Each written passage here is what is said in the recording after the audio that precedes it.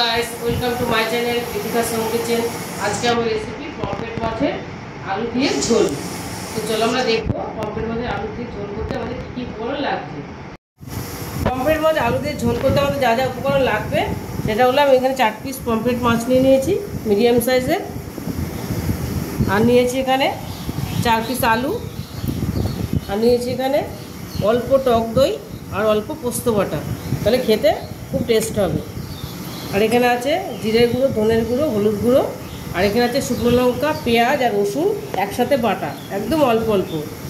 2 কোয়া রসুন নিয়েছি, অল্প একটু পেঁয়াজ নিয়েছি, আর 4টে কাঁচা লঙ্কা, শুকনো লঙ্কা নিয়েছি। আর ফোড়নের জন্য আছে এখানে একটা তেজপাতা, গোটা জিরে, আর এখানে আছে ধনে পাতা, এটা কুচি করিনি, করবো। আর এখানে আছে নুন আর সর্ষের তেল। তাহলে আমরা রান্নাটা বসাবো। দেখো আমি কড়াই বসিয়ে দিয়েছিলাম, কড়াইটা গরম হয়ে গেছে। এর মধ্যে আমি মাছ ভাজার জন্য তেল দিয়ে দেবো।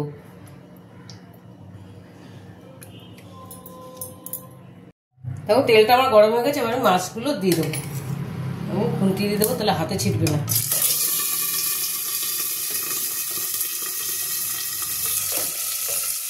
দুটো মাছ ভেজে নেবো, দেখে করবো না, ছিটবে। দেখো মাছটা আমার ভাজা হয়ে গেছে, তুলে দেবো মাছটা।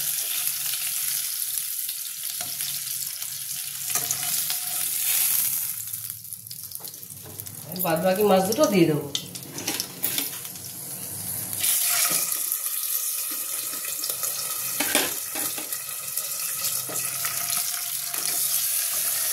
ভেজে নেব।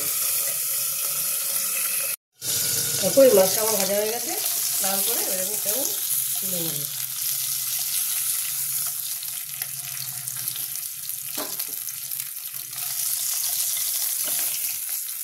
মাছটা তুলে নিলাম।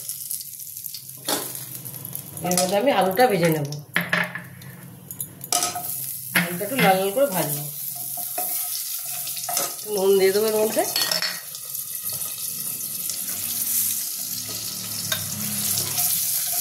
একটু লাল করে ভেজে নেব।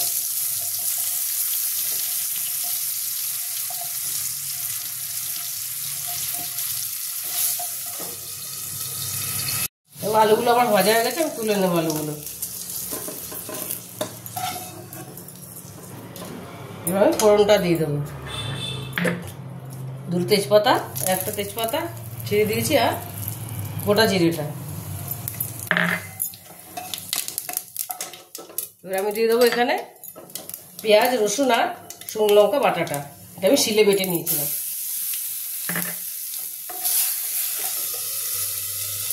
দিয়ে দেবো টক দই আর পোস্ত বাটাটা।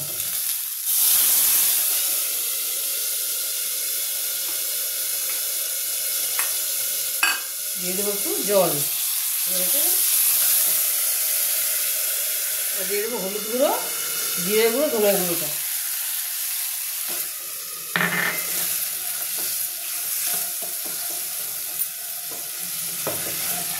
এবার আমি এটা একটু কষবো। দিয়ে দেবো নুন।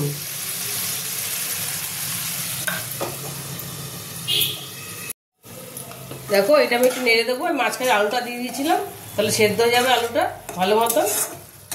আমি পমফ্রেট মাছের রেসিপিটা তোমাদের আরেকটা শেয়ার করেছিলাম, পমফ্রেট মশলা ফ্রাই। আজকে আমি করছি আলু দিয়ে ঝোল। চেষ্টা বাড়িয়ে দেবো। আলুটা সেদ্ধ হয়ে গেছে মোটামুটি। এটা কষা হয়ে গেলে আমি জল দেবো। দেখো মশলাটা কষে গেছে, আলুটা দেখো সেদ্ধ হয়ে গেছে, ভেঙে গেছে আলুটা। আলুটাও সেদ্ধ হয়ে দেবো। আমি অল্প জল দিয়ে দেবো, অল্প, খুব বেশি পাতলা হবে না, ঝোলটা একটু ঘন ঘন হবে।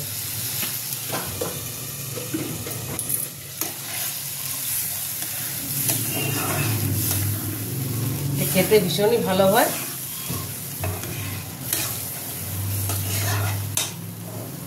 এবার মাছগুলো দিয়ে দেবো।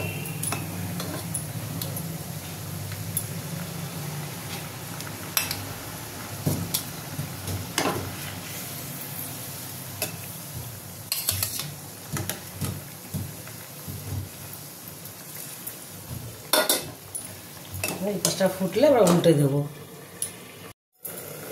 দেখো মাছটা আমার এক পিঠ সেদ্ধ হয়ে গেছে, আমি এক পিঠ উল্টে দেবো, এক পিঠ উল্টে দেবো। খুব বেশি সেদ্ধ করবো না, তাহলে ভেঙে যাবে।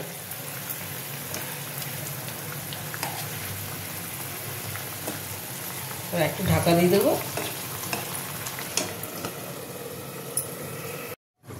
দেখো এই পাশটা আমার ফুটে গেছে ভালো মতন। এবার আমি ধনেপাতা কুচিটা দিয়ে দেবো।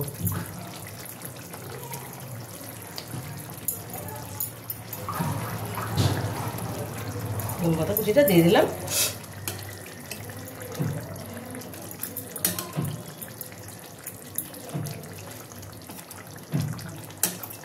একটু ঢেকে রেখে আমি গ্যাসটা বন্ধ করে দিলাম। এবার নামিয়ে নেব।